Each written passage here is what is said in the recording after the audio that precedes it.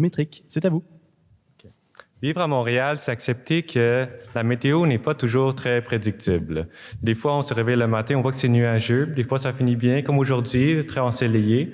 Mais des fois, il y a des grosses tempêtes. Donc, des fois, on se demande, est-ce qu'on devrait, c'est mieux de rester à la maison, d'annuler nos plans, puis de faire autre chose? Cet exemple a pour but d'illustrer un peu ce que les patients atteints d'épilepsie vivent au quotidien par rapport à l'incertitude des crises d'épilepsie qui peuvent survenir à tout moment. Un sondage réalisé en 2016 auprès de 1000 personnes atteintes d'épilepsie a montré que l'aspect le plus débilitant de la maladie était l'imprévisibilité des crises. Cela a motivé les efforts depuis les dernières décennies de développer des algorithmes de prédiction des crises.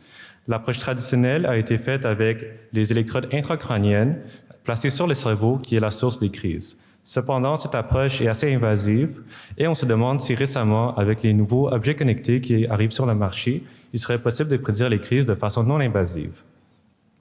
Par contre, il faut de nouveaux biomarqueurs pour cela. Le sommeil est un biomarqueur intéressant à explorer de sa nature bidirectionnelle avec l'épilepsie.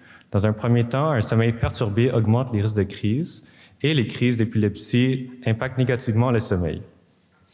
Donc, tout comme les météorologues qui utilisent différents outils pour prédire la météo, mon projet à moi avait pour objectif de prédire les jours de crise d'épilepsie à partir des données de sommeil d'un chandail connecté multimodal.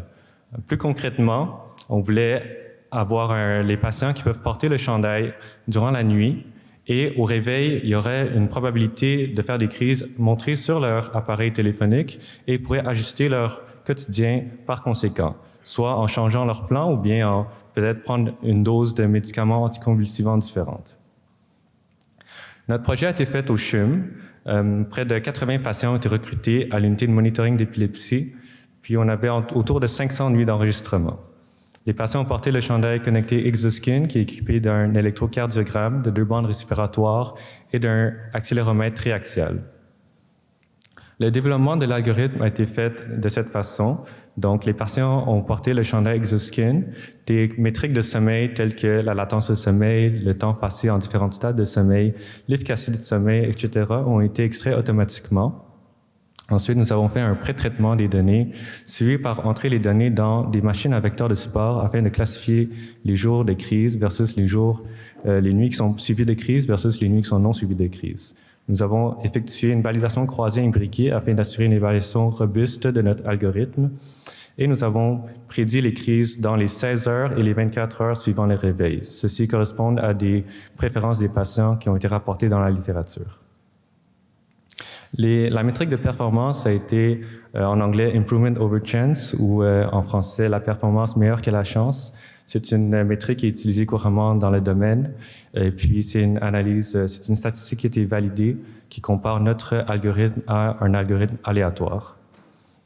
Donc, les résultats pour l'horizon de 16 heures ainsi que de 24 heures ont montré que près de 50% ou 40% des patients pourraient bénéficier de cet algorithme.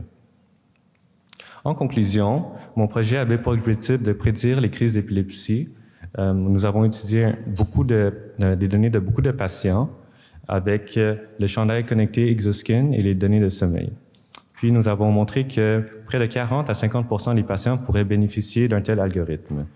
Pour les perspectives futures, on aimerait continuer le projet à domicile pour évaluer des enregistrements à long terme dans un contexte de vie réelle, puis avoir des algorithmes personnalisés à chaque patient, et ainsi cela pourrait peut-être mener à des thérapies ajustées.